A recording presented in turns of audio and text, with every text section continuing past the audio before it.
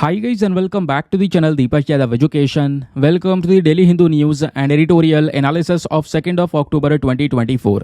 तो गाइज आज है तारीख 2 अक्टूबर 2024 और है वेडनेसडे। देखेंगे आज के द हिंदू कंप्लीट न्यूज़पेपर को एनालाइज करेंगे। बट लेक्चर में आगे बढ़ने से पहले अगर आपको इस लेक्चर का पीडीएफ चाहिए तो क्या करना है, सबसे पहले डाउनलोड करना है टेलीग्राम, देन उसके बाद जाके सर्च बॉक्स में टाइप करना Deepak Yadav education UPSC.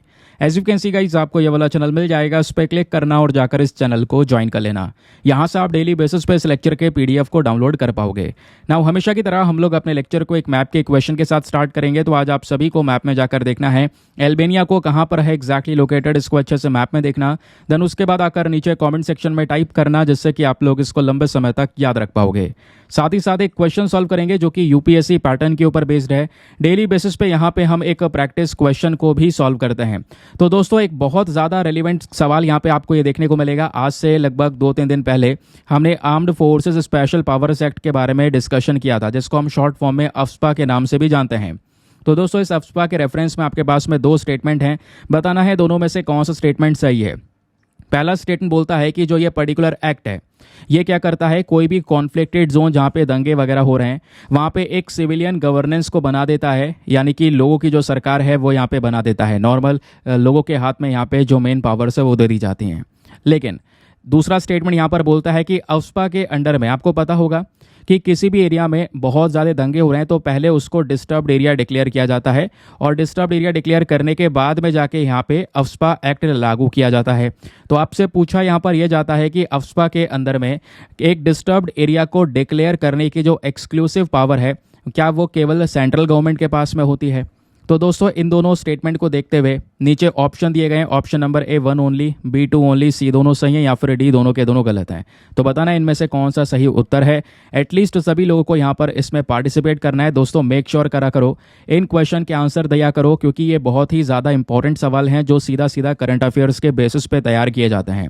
Now चलिए शुभारंभ करते हैं और देखते हैं आज के हमारे सेशन का सबसे पहला और थंबनेल वाला इंपॉर्टेंट आर्टिकल।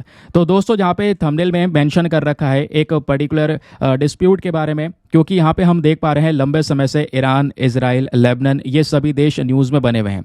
तो कल एक बड़ा धमाका यहाँ पे करा गया है ईरान की साइड से। ईरान ने दोस्तों यहाँ पे इजराइल के ऊपर में एक फायर मिसाइल अटैक किया है।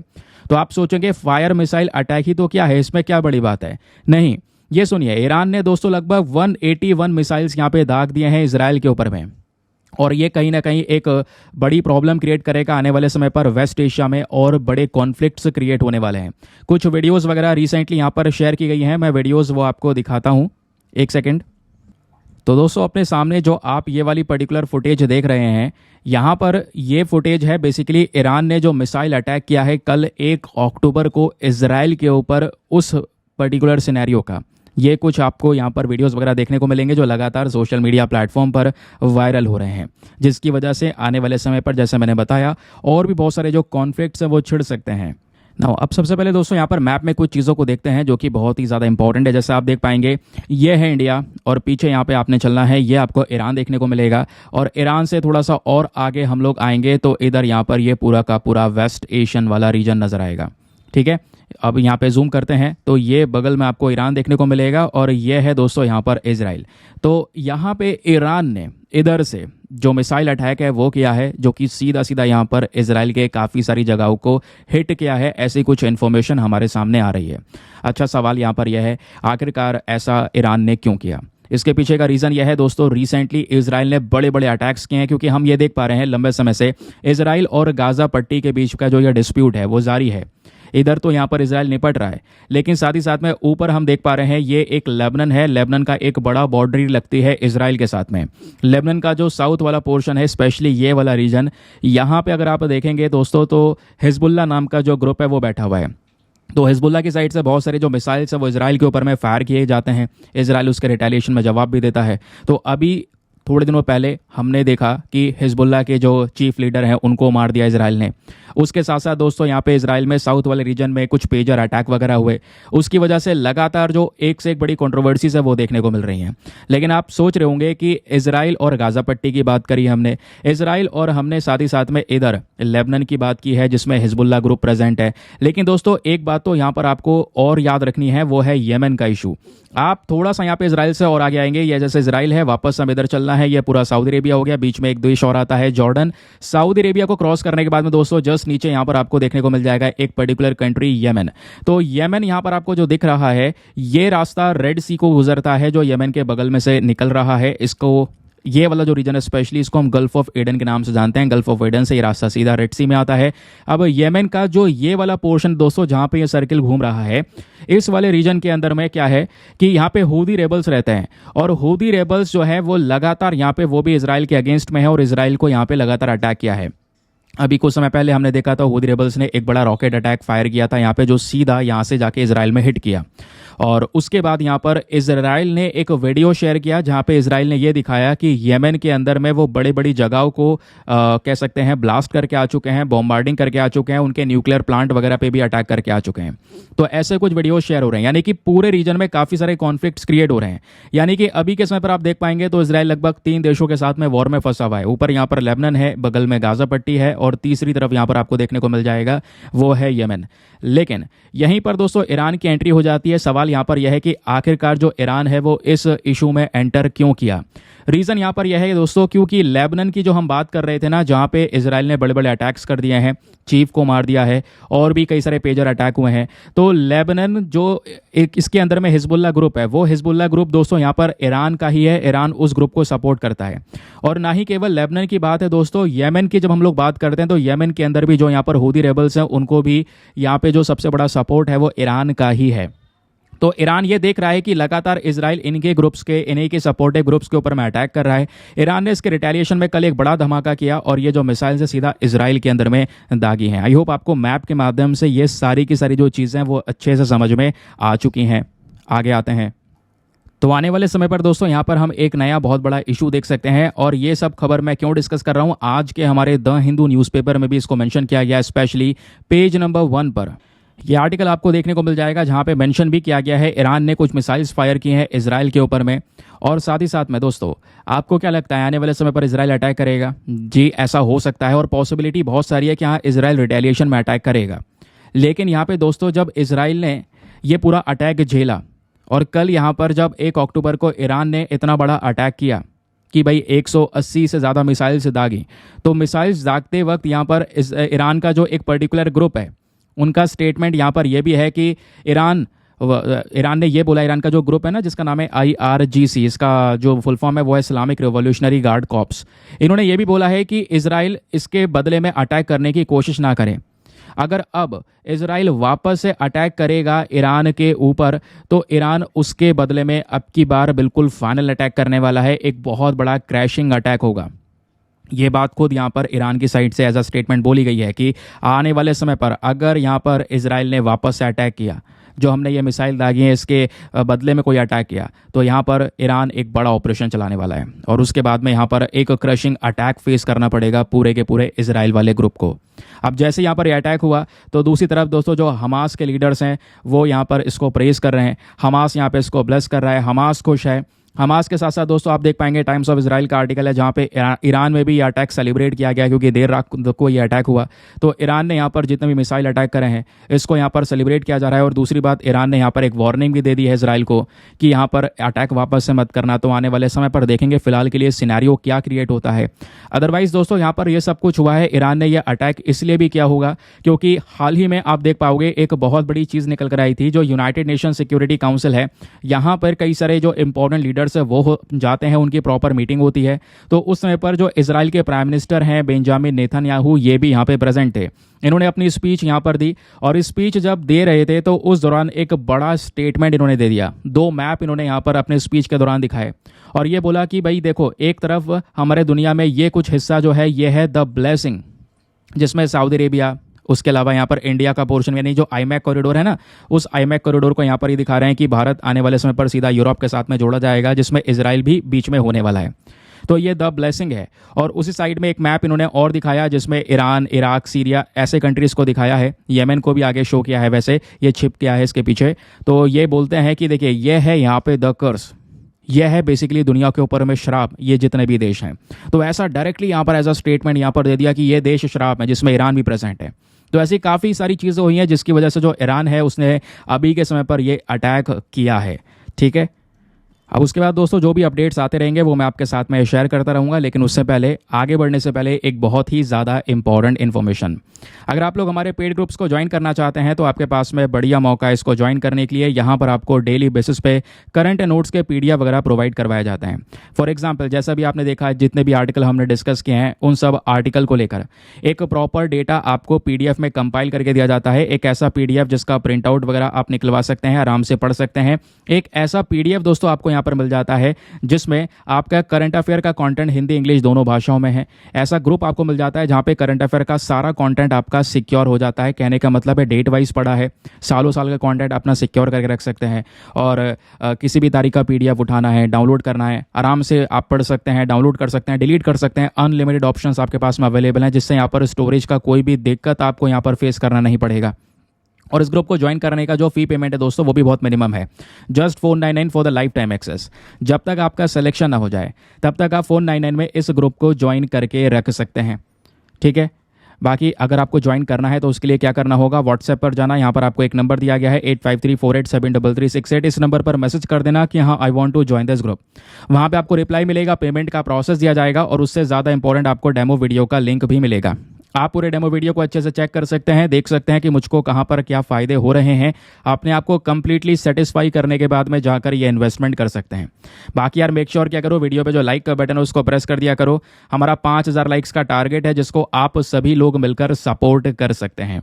ठीक है, चलिए आते हैं नेक्स्ट आर्टिकल पर। देखिए हमारा न्यूज़पेपर सेशन बाकी सभी सेशन से बहुत ही ज़्यादा डिफरेंट इसलिए भी है क्योंकि हम लोग यहाँ पे आर्टिकल के साथ साथ एक्सपेक्टेड क्वेश्चन को भी डिस्कस करेंगे, प्रीवियस ईयर क्वेश्चन को भी डिस्कस करेंगे, जिससे आपको एग्जाम में बहुत ही ज़्यादा हेल्प होने वाली है दोस्तों। जैसे एक आर्टिकल आज यह है जिसको पेज नंबर 3 पे आज के समय पर पब्लिश किया गया है। GS paper number 3 space news के पॉइंट ऑफ व्यू से इंपॉर्टेंट होने वाला है। इसरो प्लान कर रहा है 112 दिन का बड़ा मिशन लॉन्च करने के लिए, और जो ये मिशन है ये जाएगा वीनस के ऊपर, जो हमारा प्लैनेट है वीनस, स्पेशली वहाँ पे। अब दोस्तों जब वीनस की बात करते हैं तो सूर्य के बाद में मरकरी है, और मरकरी के बाद जो दूसरा प्लैनेट है वो है वीनस।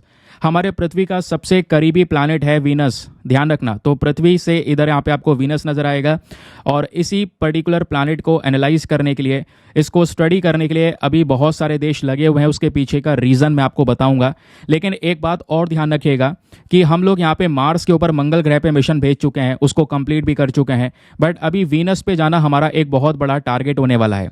और क्योंकि वीनस को हम शुक्र ग्रह बोलते हैं, इस वजह से इसरो ने यहाँ पर इस मिशन का नाम शुक्रयान रखा है, ध्यान रखिए। सवाल यह है कब लॉन्च होगा, तो अभी इतना जल्दी नहीं है, मार्च 2028 में ये लॉन्च होने वाला है, और 112 दिन में जाकर ये वीनस पे पहुंचेगा। और दोस्तों इस पूरे मिशन को बनाने में, या फिर इतना सारा मतलब कह सकते हैं जो हम लोग करने वाले हैं, इसमें बहुत सारा पैसा खर्च होगा। अप्रॉक्सीमेटली यहाँ पे बताया जा रहा है कि 1236 करोड़ रुपए यहाँ पे खर्चेंगे। और इस मिशन को यहाँ पे बोला जा रहा है VOM, प्लीज़ इस बात को ध्यान में रखिएगा, यह है Venus orbiter mission. Very very important, मैं फिर से बोल रहा हूँ, क्या है ये वीनस ऑर्बिटर मिशन। ये एक ऐसा मिशन है जिसमें हम केवल ऑर्बिटर भेजेंगे। ऑर्बिटर क्या होता है पता है ना, जो यहाँ पर वीनस प्लैनेट के चक्कर लगाएगा, गोल गोल घूमेगा और उसके एटमॉस्फेयर को दूर से यहाँ पर स्टडी करेगा। हम वहाँ पे वीनस पे कुछ उतारने वाले नहीं है, जैसे चांद पे हमने यहाँ पर अपना रोवर वगैरह उतारा था, लैंडर उतारा था, वैसे कुछ नहीं उतारने वाले। लेकिन ये जो मिशन है ये यहाँ पे वीनस को ऑर्बिट करेगा।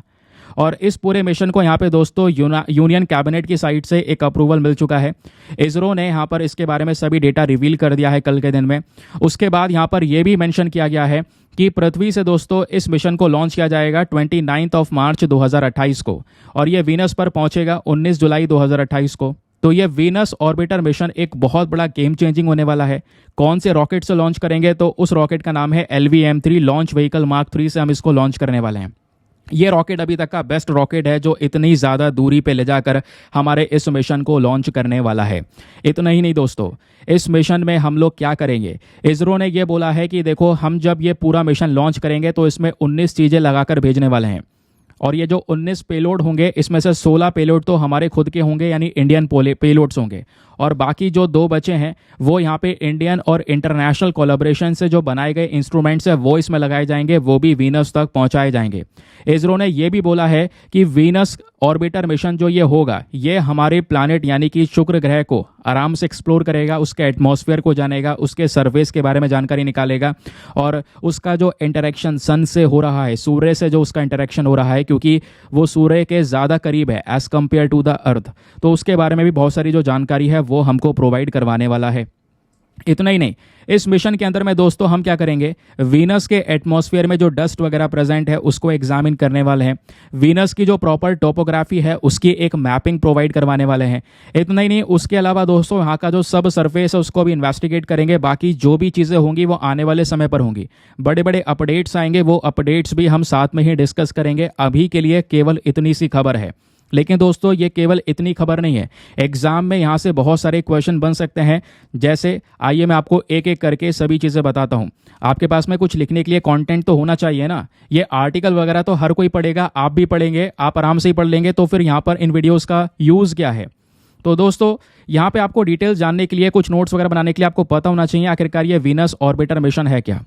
ये भारत का पहला मिशन होने वाला है जो हम वीनस पे लॉन्च करेंगे, नाम है शुक्रयान 1। इस वजह से आगे 1 लगा दिया गया है क्योंकि ये पहला मिशन होगा। ये हमारे प्लैनेट यानी जो वीनस प्लैनेट है उसके एटमॉस्फेयर ये सब चीज़ों को स्टडी करेगा, जैसे हम डिस्कस कर चुके हैं। इतना ही नहीं, वीनस का जो यहाँ पे क्लाइमेट है, उसका एटमॉस्फेयर का कॉम्पोजिशन है, क्या क्या चीज़ उसके एटमॉस्फेयर में प्रेजेंट है, वो सारा डेटा भी यहाँ पर निकाल कर लेकर आएगा। इस मिशन का ये भी मेन पर्पस है कि क्या वीनस के ऊपर में ज्वालामुखी प्रेजेंट है, एक्टिव वॉल्केनोस प्रेजेंट है, अगर प्रेजेंट है तो उन सभी प्रकार के साइन को एक्सप्लोर करने का काम करेगा। उस प्लैनेट के यूनिक एनवायरनमेंट के बारे में सभी चीज़ें हमारे सामने लेकर आएगा। फिर उसके साथ ये भी बताया जा रहा है आखिरकार इंडिया वीनस को एक्सप्लोर करने में क्यों लगा हुआ है, इसके पीछे का रीज़न क्या है। क्योंकि दोस्तों यहाँ पर वीनस को अगर हम एक्सप्लोर कर गए ना तो इससे दोस्तों हमें अर्थ की बहुत सारी जानकारी मिलने वाली है, ये यहाँ पे बताया गया। एक अच्छी अपॉर्चुनिटी है अगर हमें पृथ्वी का जो इवोल्यूशन है वो समझना है, कैसे पृथ्वी बनी है, तो उसके लिए हम दूसरे प्लैनेट को अच्छे से स्टडी कर सकते हैं। कहोगे पृथ्वी अलग है, वीनस अलग है, तो इससे क्या लेना देना है। नहीं दोस्तों, बताया ये जाता है वीनस और पृथ्वी दोनों के अंदर बहुत सारी सिमिलैरिटीज़ हैं। इवन बोला जाता है पृथ्वी का कोई जुड़वा प्लैनेट है आज सौरमंडल में तो हमारा वीनस है, क्योंकि दोनों प्लैनेट्स के जो वजन है वो सेम है, उसकी डेंसिटी, उसका साइज वगैरह सब कुछ सेम है। साइंटिस्ट ये मानते हैं वीनस के ऊपर में एक समय पर पानी हुआ करता था, लेकिन आज वो पानी पूरी तरह से सूख गया है, आज वीनस पूरी तरह से रेतीला सा हो गया है। लेकिन क्योंकि पानी हुआ करता था आज कंप्लीटली सूख गया, इसके पीछे का रीज़न क्या हो सकता है, क्लाइमेट चेंज, यानी जो वो टेम्परेचर है उसके बढ़ने की वजह से। क्योंकि वीनस के ऊपर जो सरफेस टेम्परेचर है दोस्तों वो लगभग 462 डिग्री सेल्सियस तक जा चुका है। आप इमेजिन कीजिए 462 डिग्री सेल्सियस आ चुका है। मतलब जो मरकरी है हमारा, मरकरी से भी ज़्यादा दोस्तों टेम्परेचर है, आप इमेजिन कीजिए। क्योंकि यहाँ पर जो ग्रीन हाउस गैस इफेक्ट है वो बहुत ज़्यादा हो चुका है, जबकि मरकरी और ज़्यादा करीब है सूर्य के, क्योंकि मरकरी सबसे आगे है, आप ये देख पाएंगे, फिर वीनस है। लेकिन यहाँ पर दोस्तों वीनस ज़्यादा गर्म आपको देखने को मिल जाएगा, समझ गए। तो यहाँ पे बोला जा रहा है कि इसी चीज़ को बहुत ज़्यादा हम लोग एनालाइज करने वाले हैं आने वाले समय पर, क्योंकि जो पानी प्रेजेंट था वीनस के ऊपर वो पूरी तरह से सूख गया है, इवेपोरेट हो गया है, ज़्यादा हीट वहाँ पे जनरेट हो रही है। आज के समय पर सिचुएशन और ज़्यादा भयंकर हो चुकी है। वीनस पर एक समय पर समुद्र हुआ करता था, ये भी एक जानकारी है। आज दोस्तों वो सब कुछ सूख गया है ग्रीन हाउस गैस इफेक्ट की वजह से। तो वीनस का क्लाइमेट और अर्थ का क्लाइमेट अगर हम कंपेयर करेंगे अच्छे से, तो साइंटिस्ट को यहाँ पर एक आशा है, एक जानकारी मिलेगी, क्लाइमेट चेंज का जो इम्पैक्ट है, इन सब चीज़ों को हम बेहतरीन तरीके से समझ पाएंगे आगे भी। क्लियर हो गया। अब सवाल यह है कि क्यों अभी जब इतना सब कुछ है, हमें इतना सब कुछ पता है, तो अभी तक क्या किसी देश ने कोई मिशन लॉन्च नहीं किया। देखिए बहुत सारे मिशन पहले लॉन्च किए जा चुके हैं, लेकिन आज दुनिया में वापस से रेस लग चुकी है। वीनस पर वापस से बहुत सारे देश जाना चाहते हैं दोस्तों। मैं आपको बता दूं कि इंडिया ने अपना मिशन अनाउंस कर दिया है, 2028 में जाने वाला है। लेकिन आपको पता होना चाहिए नासा का भी डाविंची मिशन है। जो डाविंची मिशन है ये नासा 2029 में भेजेगा। फिर वेरिटास नाम का मिशन ये 2031 में भेजने वाले हैं। इतना ही नहीं, यूरोपियन स्पेस एजेंसी का एक एनविजन मिशन है, इसको 2030 के लिए रेडी किया गया है। रशिया का दोस्तों एक वेनेरा डी मिशन है जो अभी बेसिकली अंडर डेवलपमेंट है, इसके ऊपर में काम चल रहा है। आप इमेजिन कीजिए दुनिया भर में रेस लग चुकी है वीनस पर जाने के लिए। तो सवाल यह है, क्या अभी तक कोई भी नहीं गया क्या वीनस पर? कोई भी मिशन नहीं गया। भारत भी पहली बार जा रहा है, नासा, ईएसए, रशिया सबने आगे के लिए प्लान कर रखा है। तो ऐसा नहीं है, ये वापस से जाने की तैयारी हो रही है। इंडिया पहली बार जा रहा है, लेकिन ये देश वापस से पहली बार जाएंगे। नहीं तो फिर इससे पहले दोस्तों अगर आप देख पाएंगे तो कई सारे प्रीवियस मिशन हम कर चुके हैं। अमेरिका दोस्तों वीनस पे 1962 से लेकर 74 के बीच में एक मैरिनर सीरीज भेज चुका है। फिर अमेरिका का एक और मिशन है पायनियर वीनस, फिर है मैगलेन मिशन। ऐसी दोस्तों रशिया का वेनेरा सीरीज आपको देखने को मिलेगा, वेकर्स 1 और 2 है। जापान का है अकात्सुकी। यूरोप का है वीनस एक्सप्रेस, 2005 में लॉन्च किया। तो पहले भी कई सारे लोग जा चुके हैं, कई सारे देश जा चुके हैं, लेकिन अभी वापस से रेस लग चुकी है। सवाल यह है, ऐसा क्यों सर? वापस से क्यों देश जा रहे हैं वीनस के ऊपर में? क्योंकि दोस्तों दुनिया भर में एक वापस से बहुत बड़ा इंटरेस्ट जाग चुका है वीनस पर जाने का। नासा, ईएसए, रशिया सब ने दोबारा से मिशन अनाउंस कर दिया, क्योंकि 2020 में वीनस के ऊपर में एक गैस पाई गई है दोस्तों, जिसको बोलते हैं फॉस्फीन गैस।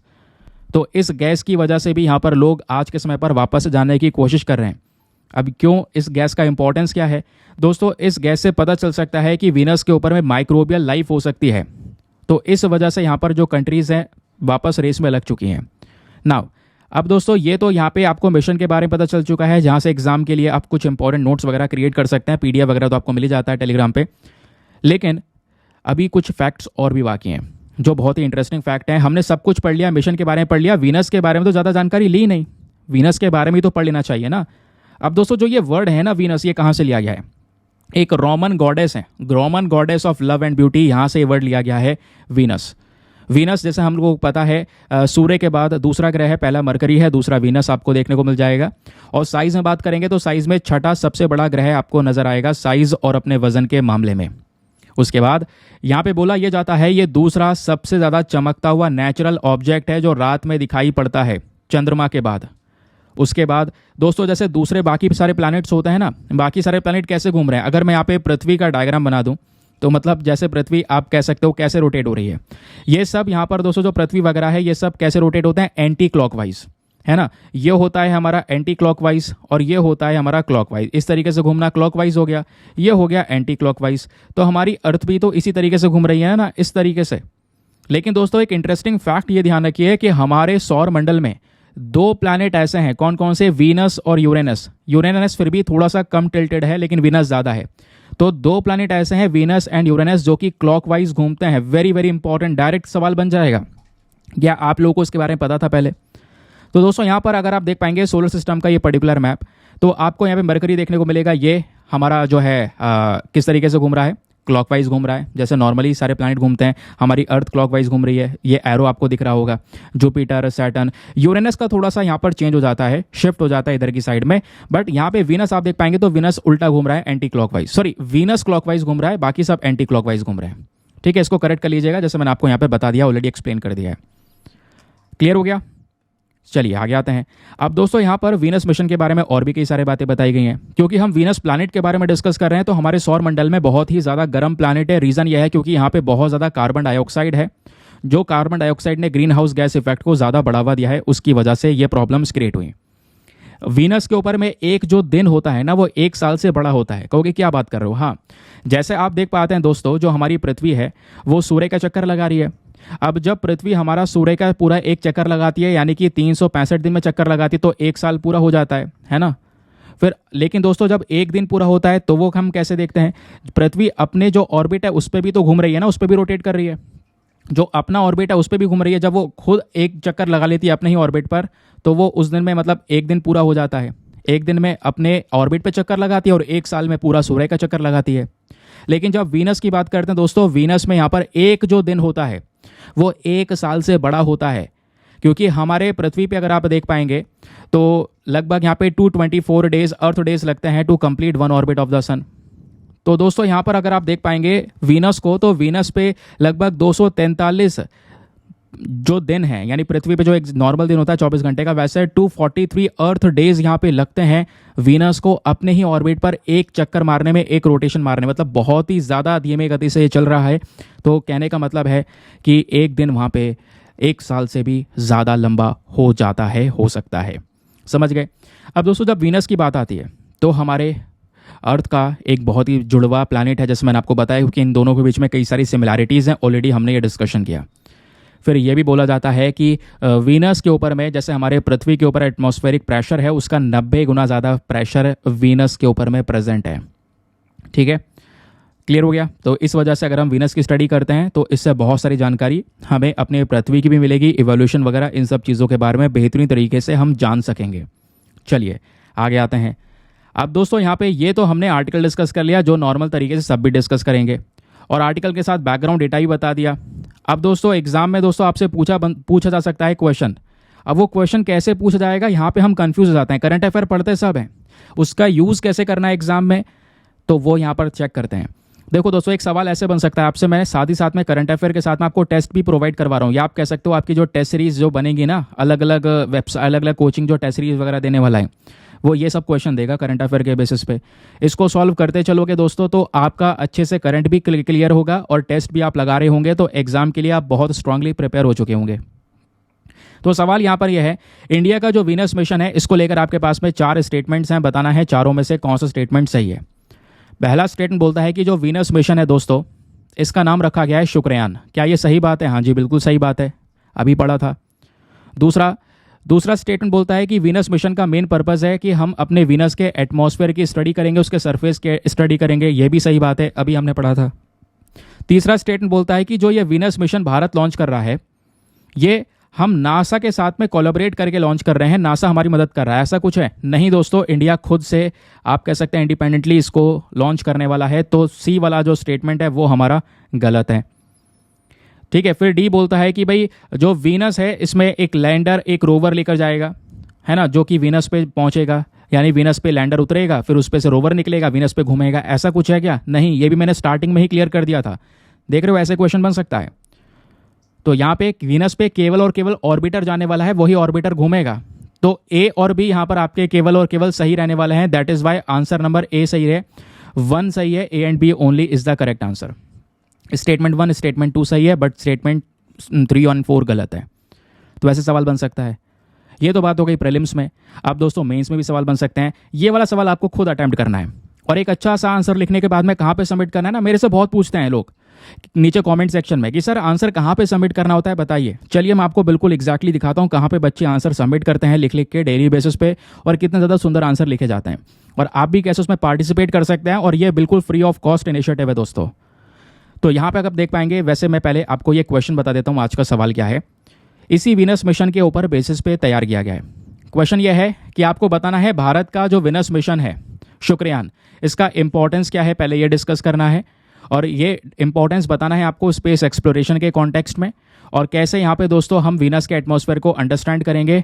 तो उस आधार पे आपने बताना है वीनस का इंपॉर्टेंस क्या है, इस मिशन का इंपॉर्टेंस क्या है। एक बार हिंदी में रीड कर देता हूँ ताकि हिंदी माध्यम वाले एस्पिरेंट भी अच्छे से पढ़कर एक बढ़िया सा आंसर लिख सकें, क्योंकि क्वेश्चन 150 शब्दों में लिखना है, इस वजह से 10 मार्क्स का है। सवाल यहाँ पर यह है कि अंतरिक्ष अन्वेषण के संदर्भ में भारत के शुक्रयान मिशन, शुक्रयान के महत्व और ग्रहों के वायुमंडल को समझने के लिए इसके नेतार्थों पर चर्चा करें।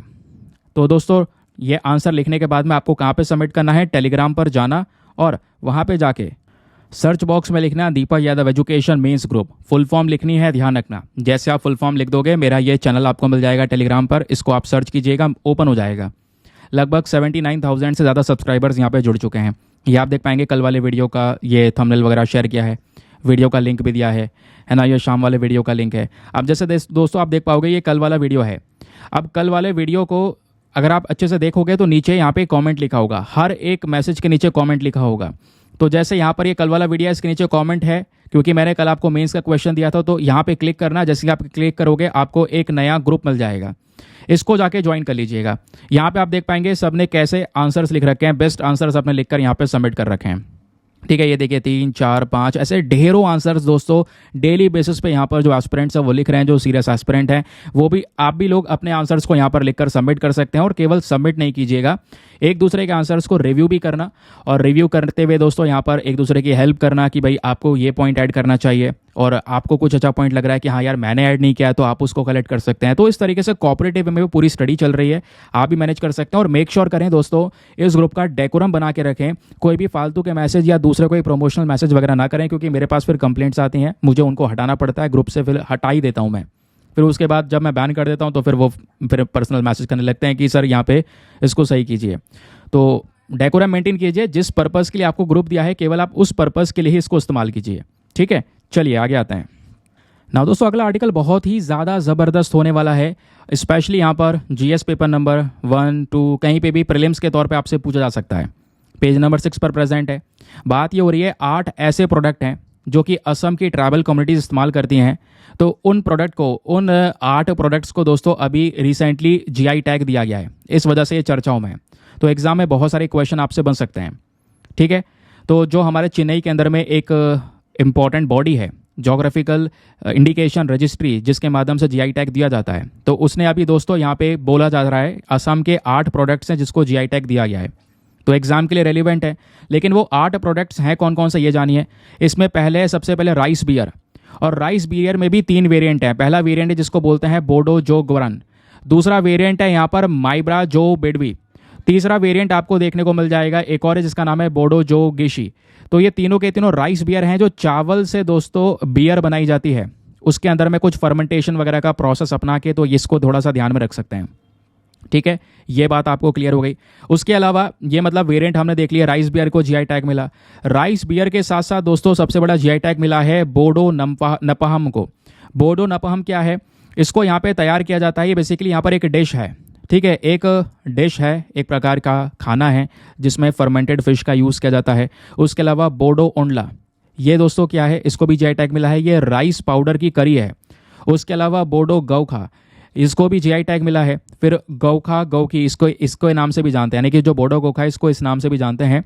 तो ये भी यहाँ पर इसको प्रिपेयर वगैरह किया जाता है फेस्टिवल के दौरान पे। फिर एक और जीआई टैग मिलने वाला जो प्रोडक्ट है वो है बोडो नर्जी। ठीक है, बोडो नर्जी क्या है, ये सेमी फर्मेंटेड फूड है। ठीक है, जिसके अंदर में कुछ जूट के लीव्स वगैरह होते हैं, इसमें अच्छा खासा ओमेगा 3 विटामिन वगैरह जैसी चीज़ें प्रेजेंट होती हैं। फिर लास्ट है बोडो अरोनी, ये स्मॉल और ब्यूटीफुल क्लॉथ है दोस्तों, कपड़ा है जिसको रिसेंटली जीआई टैग मिला है। तो ये कुछ 8 प्रोडक्ट्स है जिसको जीआई टैग मिला है, सबके नाम मैंने शेयर कर दिए हैं।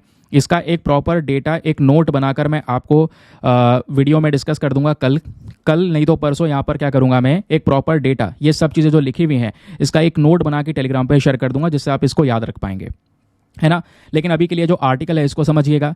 अब आर्टिकल को समझने के बाद में दोस्तों एग्जाम में आपसे बहुत सारे तरीके के क्वेश्चन बन सकते हैं, क्योंकि इन सब प्रोडक्ट को जीआई टैग मिला है। तो हमारे सभी के दिमाग में पहला सवाल ये आएगा, सर ये जीआई टैग होता क्या है, और इस जीआई टैग का जो इंपॉर्टेंस है वो क्या होने वाला है ना। सबसे पहला तो यही क्वेश्चन आएगा ना। तो दोस्तों आइए मैं आपको बताता हूँ जीआई टैग के बारे में। जीआई टैग बेसिकली यहाँ पर एक प्रकार का नेम होता है, एक प्रकार का साइन होता है जो भी किसी पर्टिकुलर प्रोडक्ट को दिया जाता है। मान लो कोई एक पर्टिकुलर प्रोडक्ट है, जैसे हम लोग बात कर रहे हैं इस राइस बियर की, तो ये वाली जो राइस बियर है ना वो केवल असम के अंदर में फेमस है। असम में स्पेशली जो बोडो ट्राइब्स हैं, वो बोडो ट्राइब्स इसका इस्तेमाल करते हैं अपने गेस्ट के लिए, है ना, किसी का वेलकम करने के लिए। तो ऐसे कई सारी चीज़ें होती हैं। तो हम लोग केवल जानते हैं हाँ भाई ऐसी वाली राइस बियर का इस्तेमाल बोडो ट्राइब करती है असम के अंदर में, तो हमें पता है कि वही पर्टिकुलर लोकेशन है, यहीं पे ये वाली बियर मिलेगी। तो हम क्या करते हैं, उस पर्टिकुलर जगह के प्रोडक्ट को जीआई टैग दे देते हैं। तो जीआई टैग क्या करेगा, जैसे ही उस प्रोडक्ट को जीआई टैग मिल जाएगा, उस प्रोडक्ट को एक ऑथराइजेशन मिल जाएगा कि ओरिजिनल प्रोडक्ट ये वाला यहीं पे मिलता है, इसको कोई कॉपी नहीं कर सकता, दूसरी जगह पे कॉपी करके उसको कोई अपना नहीं बता सकता कि भाई हाँ नहीं ये हमारे थ्रू शुरू किया गया था, ऐसा नहीं हो सकता। तो कहने का मतलब जैसे आपके कॉपीराइट वगैरह के नियम होते हैं ना, उसी तरीके से जीआई टैग का कॉन्सेप्ट भी काम करता है।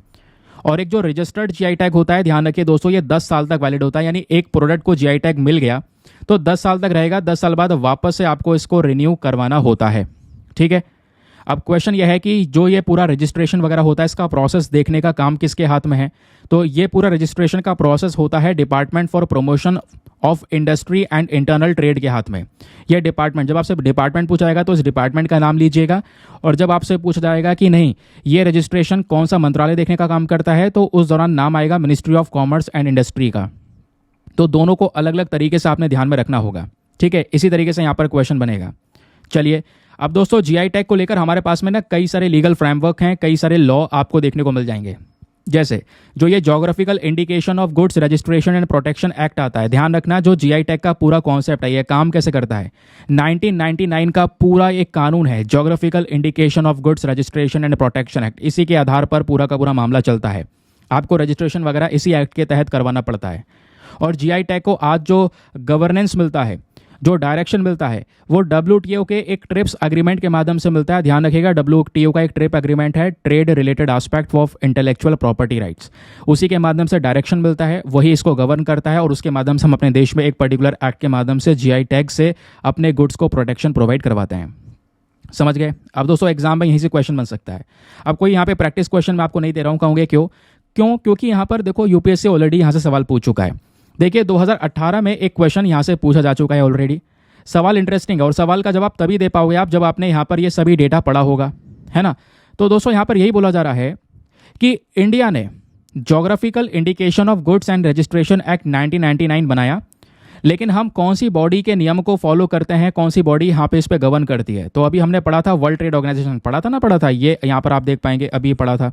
तो इस वजह से दोस्तों हमारा सही उत्तर क्या हो जाएगा? ये option number D, WTO is the correct answer. और कई बार किसके जो प्रोडक्ट को GI टैग मिला है उसको लेकर भी सवाल बन जाते हैं। जैसे आप यहाँ पर देख पाएंगे, ये एक क्वेश्चन पूछा गया था 2015 में कि भाई यहाँ पर 3 प्रोडक्ट के नाम आपको दिए गए, बनारस ब्रोकेट साड़ी, राजस्थान दाल बाटी चूरमा, तिरुपति लड्डू अभी काफ़ी ज़्यादा चर्चाओं में भी थे लड्डू, आपको पता है। तो इन तीनों में से किस किस को GI टैग मिला उसको लेकर ये सवाल पूछा गया था। इसका आंसर करेक्ट कर लीजिएगा, अगर करेक्ट नहीं है वैसे यहाँ पर C दिया गया है 1 and 3 ओनली 2015 के हिसाब से। बाकी इसका आंसर सही है तो ठीक है, अगर गलत है तो यहाँ पर करेक्ट आंसर नीचे कॉमेंट सेक्शन में लिख देना। तो ये GI टैग को लेकर कुछ बेसिक फैक्ट्स हो गए जिसको यहाँ पर ध्यान में रखना होगा। सवाल आएगा तो इस तरीके से यहाँ पर पूछा जा सकता है जो मैंने आपको एक्सप्लेन कर दिया, क्योंकि एक सवाल तो ऐसे बन सकता है GI टैग के फैक्चुअल डेटा के बेसिस पे जो हमने अभी यहाँ पर ये डिस्कस किया।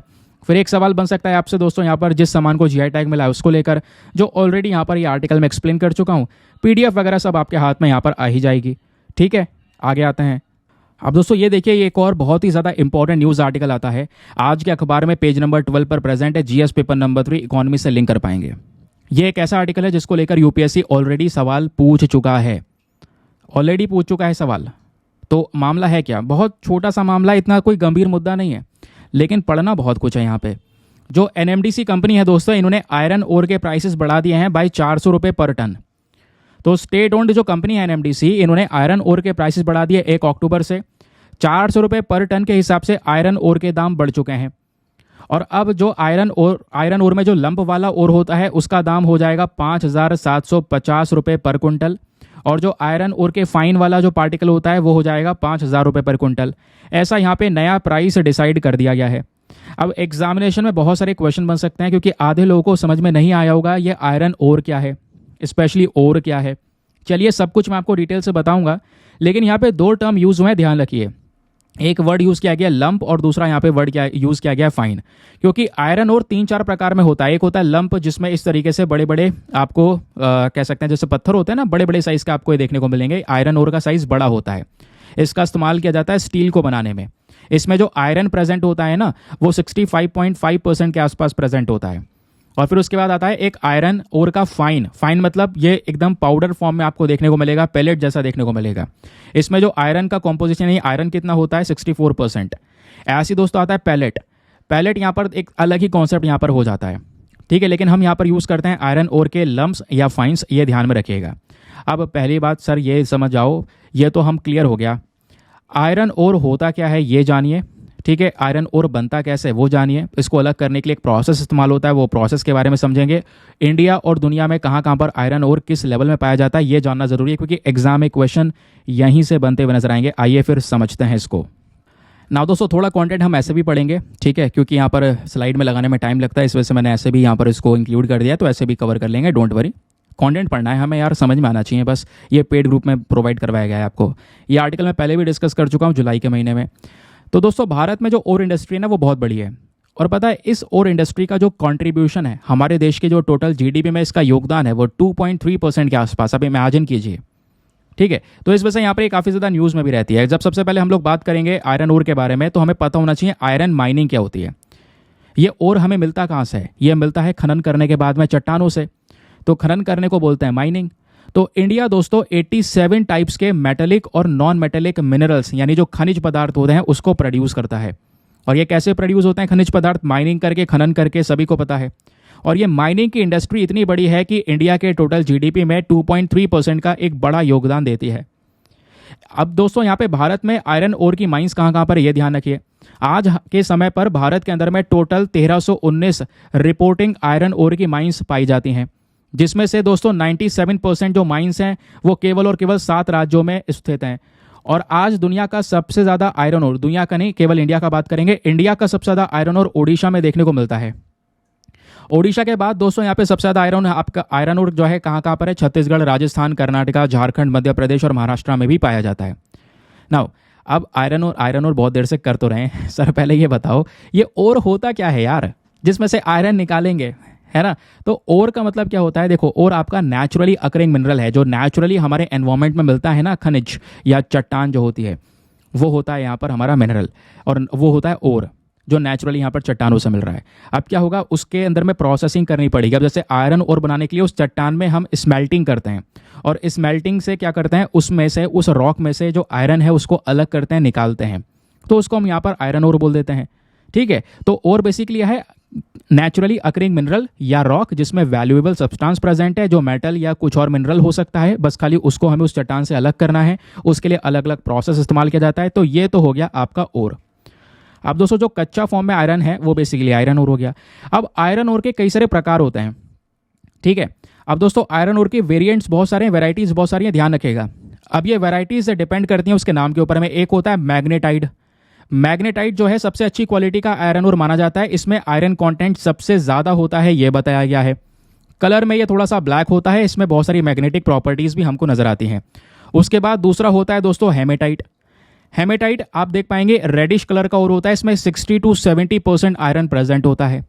फिर होता है एक लाइमोनाइट, ये येलोइश कलर का ओर होता है, इसमें 40 to 60% आयरन प्रेजेंट होता है।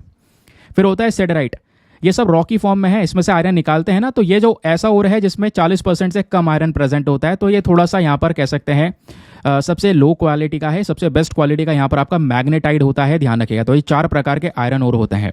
नाउ क्वेश्चन ये है कि चलो ये भी समझ में आ गया। नाउ अब ये जो आयरन ओर है, चलो इनमें से हमने आयरन निकाल लिया, तो उस आयरन ओर के उपयोग क्या होते हैं, यूजेस क्या होते हैं। सबसे पहली चीज़ दोस्तों, इन आयरन ओर का इस्तेमाल किया जाता है स्टील वगैरह प्रोड्यूस करने के लिए। हम स्टील बनाते हैं, आयरन प्रोडक्ट बनाते हैं, कील बनती है, भाई लोहे से बहुत सारा सामान बनता है ना, तो वो सब यहाँ पर हमें आयरन ओर से मिलता है। उसके अलावा बहुत सारे machine parts, automotive part, aerospace और दूसरे इंडस्ट्रीज़ में भी आयरन का इस्तेमाल होता है। समझ गए। अब और क्या होता है ये हम ऑलरेडी डिस्कस कर ही चुके थे। नाउ अब एक और पॉइंट आता है कि सर ये जो आयरन ओर का सेक्टर है भारत में, वो कहाँ पर स्टैंड करता है, ज़रा ये समझिए। दोस्तों आज जो आयरन ओर इंडस्ट्री है ना, ये भारत के टोटल इंडस्ट्रियल डेवलपमेंट के लिए रीढ़ की हड्डी है, बैकबोन है।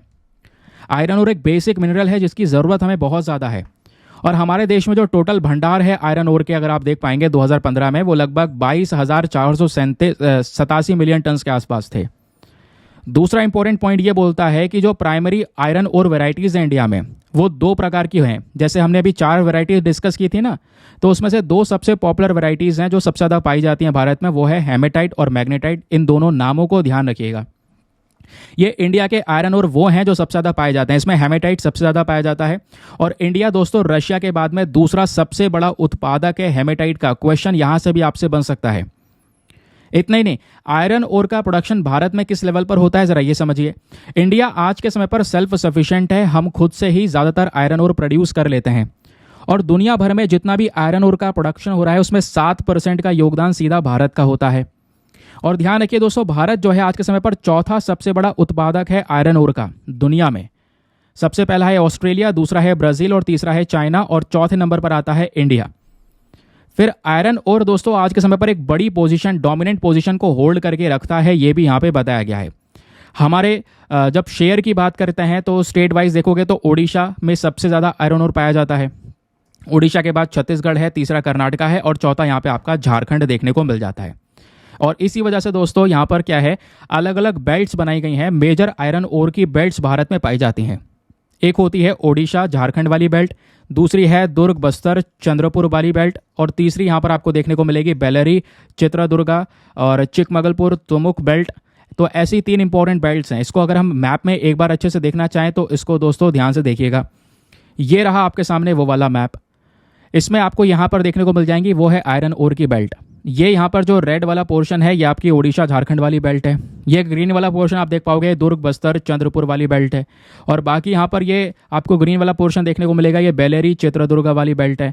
और ये जो यहाँ पे पर्पल कलर का पोर्शन है ये महाराष्ट्र गोवा बेल्ट है। यहाँ सभी जगह पे आयरन ओर्स पाए जाते हैं, इस बात को यहाँ पे ध्यान में रखिएगा, क्वेश्चन आप लोगों से बन सकता है। चलिए आगे आते हैं और कुछ पढ़ते हैं इसके बारे में। अब ये तो हमने इंडिया में कहाँ कहाँ पे इसका डिस्ट्रीब्यूशन होता है वो डिस्कस कर लिया। दूसरा पॉइंट ये आता है दोस्तों, इसी आयरन ओर का दुनिया में बहुत सारी जगह पे डिस्ट्रीब्यूशन है, बहुत सारी जगह पर ये पाया जाता है। जैसे अफ्रीका में लाइबेरिया हो गया, साउथ अफ्रीका हो गया, अल्जीरिया हो गया, ये इंपॉर्टेंट प्रोड्यूसर हैं। फिर हो गया दूसरा चाइना भी बहुत बड़ा आयरन और रिजर्व्स को अपने पास में होल्ड करके रखता है ना। फिर है तीसरा ऑस्ट्रेलिया, मतलब सबसे बड़ा तो ऑस्ट्रेलिया ही है दोस्तों। ऑस्ट्रेलिया में भी बहुत सारे रिजर्व्स पाए जाते हैं, स्पेशली वेस्टर्न ऑस्ट्रेलिया में। फिर साउथ अमेरिका है, साउथ अमेरिका में ब्राज़ील के पास में सबसे ज़्यादा आयरन ओर के रिजर्व्स हैं। फिर नॉर्थ अमेरिका में यूएसए और कनाडा के पास में ये रिजर्व्स हैं। रशिया के पास में भी हैं दोस्तों, रशिया में एक आता है कर्च पेनिनसुला एंड कुर्स्क रीजन, वहाँ पे आयरन ओर प्रेजेंट है। उराल माउंटेन्स में बहुत सारे आयरन ओर प्रेजेंट है। फिर यूरोप में आप देख पाएंगे तो स्वीडन एंड फ्रांस के पास में majority of iron ore reserves हैं। तो ये कुछ इंपॉर्टेंट डेटा है आयरन ओर को लेकर, यहाँ से बहुत सारे क्वेश्चंस आपसे पूछे जा सकते हैं। और पता है यूपीएससी यहाँ से सवाल पूछ चुका है। ये वाला फोटो ऑलरेडी मैंने आपको स्टार्टिंग में एक्सप्लेन कर दिया था कि आयरन ओर में जो टाइप्स हैं वो किस तरीके से आपको देखने को मिलेंगे। चलिए आप दोस्तों यहाँ पर आगे की बात सुनिए। जो अभी मैं क्वेश्चन दिखा रहा था ना वो क्वेश्चन आपके सामने है। यहाँ पे सवाल 2010 में यूपीएससी में पूछा गया कि with reference to mineral resources, जो हमारे मिनरल रिसोर्सेज हैं इंडिया के, उसके रेफरेंस में यहाँ पे आपको 3 जोड़े बनाकर दिए गए हैं।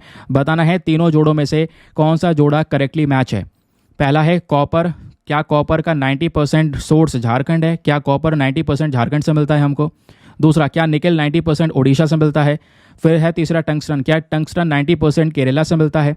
तो इसमें बाकी सब गलत है, केवल दूसरा वाला करेक्टली मैच है कि हाँ निकेल 90% ओडिशा से हमको मिलता है। तो ऐसे दोस्तों आज निकेल को लेकर सवाल पूछ लिया गया है, कल आयरन ओर के बारे में पूछ लिया जाएगा। ये केवल स्टेट वाइज है तो यहाँ पर भी ओडिशा ही करेक्ट होता अगर यहाँ पे आयरन ओर होता तो। लेकिन एक चीज़ और है दोस्तों, जब पूछा जाएगा वर्ल्ड में तो उसको आप बारे में भी ध्यान रखिएगा। डेटा मैं आपको ऑलरेडी इसके बारे में दे चुका हूँ। नाउ अब यहाँ पर एक चीज़ आप और देख पाएंगे, यहाँ पे ना एक एक्सपेक्टेड क्वेश्चन मैं आपको दे रहा हूँ कि एक आध तरीके से और भी सवाल बन सकते हैं। जैसे यहाँ पे आपसे पूछा जा सकता है, देखो ये मैंने पढ़ाया नहीं है लेकिन इस क्वेश्चन लगा के मैंने ये वाला पोर्शन भी इसको पूरा कर दिया है। सवाल यह है the process of extracting iron ore. देखो आयरन ओर में से हमें आयरन निकालना है, वो रॉकी सब्सटेंस है। तो इसमें से जब हम आयरन निकालते हैं तो उसके लिए एक प्रोसेस अपनाया जाता है। तो वो जो प्रोसेस है उसमें हम कौन सा मेथड अपनाते हैं ये आपने बताना है। क्या हम इलेक्ट्रोलिसिस करते हैं, अरे भाई ग्रीन हाइड्रोजन थोड़ी बना रहे हैं, क्या स्मेल्टिंग करते हैं या फ्लोटेशन करते हैं या लीचिंग करते हैं। तो इसका सही उत्तर है दोस्तों ऑप्शन नंबर बी, स्मेल्टिंग। और ये वर्ड मैंने भी बीच में यूज़ भी किया था, मैंने बताया भी था कि देखो दोस्तों यहाँ पर ये वाले प्रोसेस के माध्यम से हमें आयरन ओर में से, इस चट्टान में से आयरन को निकालना है। तो स्मॉल्टिंग वो प्रोसेस होता है जिसके माध्यम से हम आयरन को अपने उस ओर में से निकाल देते हैं, अलग कर देते हैं, फिर उसके बाद उसका उपयोग करते हैं। ठीक है, तो ये बेसिक फैक्ट है। यहाँ से बहुत सारे क्वेश्चंस दोस्तों आप लोगों से बन सकते हैं एग्जाम के अंदर में, तो प्लीज़ इन सब बातों को ध्यान में रखिएगा। चलिए अब आगे आते हैं। वैसे एक आध आर्टिकल और थे लेकिन वो मैं कल डिस्कस करूँगा आपके साथ में, क्योंकि ऑलरेडी वीडियो यहाँ पर थोड़ा सा डिले हो गया है और आज थोड़ा सा यहाँ पर कुछ चेंजेस भी किए थे मॉर्निंग में, क्योंकि रिकॉर्डर वगैरह का हिसाब नहीं बैठ पा रहा था यार। क्योंकि प्रॉब्लम यही हो रही थी, जैसे मैंने बोला था ना लैपटॉप में इशू हो गया था, फिर उसके बाद दूसरी जगह से मैंने मैनेज किया है, फिर उस वहाँ से रिकॉर्डिंग चल रही है, तो उसमें यार लगा रहा तो टाइम थोड़ा सा निकल गया। एनीवे ज़्यादा कुछ अब बचा नहीं है। इसी तरीके से आपने न्यूज़पेपर कवर करना होगा बिल्कुल कॉम्प्रहेंसिव वे में, जो यहाँ पे मैं आपको प्रोवाइड करवा रहा हूँ। वैसे एक आधा आर्टिकल और है जो मैं डिस्कस करता, मज़ेदार तरीके से विमेन इन आर्म्ड फोर्सेस का आर्टिकल है, लेकिन वो कल डिस्कस करेंगे। ठीक है, आज के लिए यहीं पे सेशन को रोकते हैं। लेकिन सेशन को रोकने से पहले हमें सबसे पहले अपना प्रैक्टिस क्वेश्चन सॉल्व करना होगा। क्वेश्चन में यहाँ पे पूछा गया है कि जो हमारा armed forces special power act है, अफ्स्पा एक्ट, इसको लेकर जो 2 स्टेटमेंट है, बताइए दोनों में से कौन सा स्टेटमेंट सही है। पहला कि ये जो एक्ट है दोस्तों, ये सिविलियन गवर्नेंस देता है किसी कॉन्फ्लिक्ट जोन में, कहीं पर दंगे हो रहे हैं, कोई झगड़ा वगैरह हो चुका है, जिस एरिया में अशांति है, क्या उस एरिया में सिविलियन जो पीपल हैं, लोग हैं, क्या उनको पावर मिलती है? ऐसा कुछ नहीं है दोस्तों, सिविलियन गवर्नेंस नहीं देता ये बेसिकली हमारे आर्म्ड फोर्सेस को ताकत देता है, इस वजह से इसका नाम ही armed forces special power act है। तो कोई सिविलियन गवर्नेंस की यहाँ पे बात नहीं होती। फिर सेकंड स्टेटमेंट ये बोलता है कि अफ्स्पा के अंदर में जो किसी एरिया को डिस्टर्ब्ड एरिया, क्योंकि आप अफ्स्पा एक्ट तभी लगा सकते हो उस एरिया में जब पहले उसको डिस्टर्ब्ड एरिया डिक्लेयर करना होगा, यानी वहाँ पे दंगे वगैरह हो रहे हैं या नहीं हो रहे हैं आपने, या फिर बिना फालतू में लगा दिया, क्योंकि इससे ताकत मिलती है हमारे आर्मी जवानों को, और जवानों को ये ताकत मिलती है कि वो खुला किसी को भी गोली मार सकते हैं। ठीक है, किसी के प्रेमिसेस को भी सर्च कर सकते हैं। तो क्या किसी भी एरिया को पहले डिस्टर्ब डिक्लेयर करना पड़ेगा? तो किसी एरिया को डिस्टर्ब करने की क्या सारी ताकत सेंट्रल गवर्नमेंट के पास में है? नहीं दोस्तों, सेंट्रल गवर्नमेंट के पास में नहीं है। स्टेट गवर्नमेंट के साथ में वो कंसल्ट करके बातचीत करने के बाद में ही इसको लागू कर सकती है। दैट इज़ वाई यहाँ पर आपका ऑप्शन नंबर 1 और 2 दोनों के दोनों गलत हैं। Option number D, neither 1 and 2 is the correct answer. तो ये आपका ऑप्शन नंबर डी सही उत्तर हो जाएगा। रीज़न क्या, एक्सप्लेनेशन क्या है, वो आपके सामने यहाँ पे मैंने प्रेजेंट कर दिया है। नाउ उसके बाद स्टार्टिंग में आप लोगों से एक क्वेश्चन भी पूछा गया था, याद है ना? प्लेसेस इन न्यूज़ का डेली एक सवाल पूछता हूँ मैप में देखने के लिए, नहीं देखा होगा है ना? चलो जानता हूँ, एक बार देख लेते यार, मैप में तो ज़्यादा बेटर रहता है ना, मेरे बताने से पहले देख लिया करो। अब बताना बंद कर दूंगा मैं, इसका आंसर भी बताना बंद कर दूंगा क्वेश्चन का, और मैप का सवाल भी बताना बंद कर दूंगा। जैसे पहले मैं नहीं बताता था, लेकिन कई सारे लोगों की रिक्वेस्ट की वजह से बताना शुरू कर दिया था। लेकिन जब से बताना चालू किया है तब से लोग यहाँ पे लिखते ही नहीं है इसके बारे में। पहले यहाँ पे बहुत सारे लोग इसको अटेम्प्ट करते थे, कल से यही करना पड़ेगा। अब एक दिन बाद बताया करूँगा, ठीक है? तो दोस्तों यहाँ पर आज अल्बानिया को मैप में देखने के लिए बोला था, तो अच्छे से देख लिया होगा, मैं मानता हूँ। नहीं देखा है तो आइए मेरे साथ में कवर करते हैं। अल्बानिया वो देश है जिसकी कैपिटल है तिराना, और ये देश अभी चर्चाओं में आया है। रीज़न यह है कि भारत ने अपना एक नया मिशन ओपन किया है अल्बानिया के अंदर में, ताकि अल्बानिया के साथ में हम अपने डिप्लोमेटिक रिलेशंस को पूरी तरह से मजबूत कर सकें। अच्छा, ये देश कहाँ पर है दोस्तों? तो यूरोप के अंदर में है। अब यूरोप में कहाँ पर है? ये आपको ग्रीस दिख रहा है, ये नॉर्थ मैकेडोनिया है, यह है कोसोवो, यह है मोंटेनेग्रो, और इधर है एड्रियाटिक सी, नीचे है आयनियन सी। ये कुछ चीज़ें हैं जो पूरे अल्बानिया को घेरी हुई हैं। तो अल्बानिया के पास में 2 समुद्र हैं, 2 समुद्र का एक्सेस है, एड्रियाटिक सी, आयनियन सी। पहला सवाल तो ये बन सकता है कि बताइए एड्रियाटिक सी और आयनियन सी के बीच में कौन सा देश है? अल्बानिया है। फिर दोस्तों बाउंड्रीज पूछी जा सकती हैं, तो बाउंड्रीज में आप देख पाएंगे ये 4 देश हैं जो उसके साथ में बाउंड्रीज को शेयर करते हैं। नंबर 1 ग्रीस है, दूसरा नॉर्थ मैकेडोनिया है, तीसरा कोसोवो है, और चौथा मोंटेनेग्रो आपको देखने को मिलेगा। तो 4 कंट्रीज के साथ में अल्बानिया बॉर्डर को शेयर करता है। लेकिन सर ये बताइए मैप में अल्बानिया कहाँ पर है? तो आइए चलिए फिर किस बात की देरी है, मैप को कवर करते हैं, अल्बानिया को देखते हैं। तो अपना पुराना वाला मैप खुला हुआ है, ठीक है? आज मैप वगैरह इंक्लूड किया है। कैसा लग रहा है सेशन बताना दोस्तों नीचे कमेंट सेक्शन में, ठीक है? अरे यार इसमें सर्च क्या करना, चलते हैं ना सीधा यूरोप की साइड। कहाँ गए? देखो आईमेक कॉरिडोर को भी अगर आप पढ़ोगे तो मान लो मुंबई से हमारा ये जो रास्ता है पोर्ट है, हम पहले पोर्ट को सीधा जोड़ेंगे इधर यूएई के साथ में, फिर यहाँ से रेलवे लाइन बनाई जाएगी। मैं आईमेक कॉरिडोर बता रहा हूँ, वो रेलवे लाइन सीधा जाएगी यहाँ से हमारे इजराइल तक। इजराइल में ये पोर्ट आपको दिख रहा है, हाइफा पोर्ट, इसी पोर्ट पे यहाँ पे हमारा सामान उतर जाएगा, और ये सामान सीधा जाएगा कहाँ पे? ग्रीस में। अब ये बगल में जो जस्ट ऊपर आपको नजर आएगा ग्रीस, ग्रीस के पास में यहाँ पर एक पोर्ट आपको नजर आएगा, जिस पोर्ट तक हमारा सामान पहुँच जाया करेगा। तो इस तरीके से हम आईमेक कॉरिडोर के थ्रू कनेक्टिविटी बना रहे हैं। अरे यार कहाँ पहुँच गए? मैं बताता हुआ आ गया कि हाथों हाथ कवर कर लेंगे भाई। ग्रीस के बगल में ही आप देख पाएंगे यह है अल्बानिया। मज़ा आया समझने में? इस वजह से थोड़ा थोड़ा कनेक्शन बैठा लोगे ना आईमैक का, इसका उसका, तो ज़्यादा बेटर तरीके से याद रहेगा। तो ये रहा ग्रीस के ऊपर अल्बानिया। बाकी इसके आसपास की कंट्रीज़ मैं शेयर कर ही चुका हूँ। ये आपका एड्रियाटिक सी हो गया, नीचे आपका यहाँ पर आयनियन सी हो गया। तो बाउंड्रीज मैंने आपको बता दी हैं। आगे आते हैं, देखो अल्बानिया के कुछ जोग्राफिकल फीचर्स और जान लो दोस्तों। जब बात होती है माउंटेन की, तो यहाँ पे नॉर्थ अल्बानियन एल्प्स की पहाड़ियाँ आपको यहाँ पर देखने को मिल जाती हैं। ये रहा वो अल्बानिया के ऊपर वाले पहाड़ी इलाके। इसमें जो सबसे हाईएस्ट पॉइंट है, सबसे ऊंची चोटी है, वो है माउंट कोरब। माउंट कोरब यहाँ की सबसे ऊंची चोटी आपको नजर आएगी। उसके बाद हाईएस्ट पॉइंट के बाद यहाँ पे आप देख पाएंगे एक स्ट्रेट आता है ऑट्रेंटो। ऑट्रेंटो स्ट्रेट है जो 2 समुद्र को जोड़ने का काम करता है, यानी कि हमारे एड्रियाटिक सी को आयनियन सी से जोड़ता है एक पतले से स्ट्रेट के माध्यम से। यहाँ पे अल्बानिया में कुछ इंपॉर्टेंट नदियाँ देखने को मिल जाती हैं। एक है ड्रिन रिवर, ये आप देख पाएंगे, यहाँ पर ड्रिन रिवर के बारे में मेंशन किया गया है। एक है सेमन रिवर। तो ये कुछ 2 इंपॉर्टेंट नदियाँ हैं। वैसे नदियाँ और भी हैं, कुछ ऐसी नदियाँ जिनको लेकर सवाल बनते रहते हैं, उनका क्वेश्चन यहाँ पे डिस्कस किया गया है। अब भविष्य में मान लो यहाँ से आपका कोई सवाल बन जाए एग्जाम में कि बताइए यार यहाँ से एक सवाल आपके पास में आ गया, प्रीलिम्स का क्वेश्चन है, तो कैसा अटेम्प्ट करेंगे? तो ये ध्यान रखिए, अल्बानिया को लेकर सवाल बन सकता है कि अल्बानिया बताइए कौन से समुद्र के बीच में है, कौन से 2 समुद्र के बीच में है, एड्रियाटिक सी, एजियन सी, आयनियन सी, या बोथ ए एंड सी। तो उसका सही अबे यार आंसर इसमें डी में आ गया, गलत हो गया क्वेश्चन, लेकिन चलो कोई बात नहीं, इसका आंसर है डी, बोथ एंड सी। हाँ, अल्बानिया एड्रियाटिक और आयनियन सी के बीच में अल्बानिया। ठीक है, चलिए क्लियर हो गया। इसी के साथ में करते हैं हम लोग आज के अपने लेक्चर को समाप्त, और मिलते हैं आप लोगों से अगले वीडियो में। आज के लिए bye bye, have a nice day, thank you and जय हिंद। मेक श्योर करना फीडबैक नीचे कमेंट सेक्शन में ज़रूर लिखना, बताना लेक्चर कैसा लगा आप सभी लोगों को। क्या चीज़ इंक्लूड करवाना चाहते हो, कुछ हटवाना चाहते हो, कुछ बढ़वाना चाहते हो। फीडबैक शेयर करा करो। फीडबैक मैं पढ़ता हूँ सभी लोगों के, जो भी सही लगेगा, जो मैक्सिमम लोगों की रिकमेंडेशंस होती हैं उसके आधार पर हम लोग यहाँ पे चलते भी हैं। ठीक है, बाय बाय।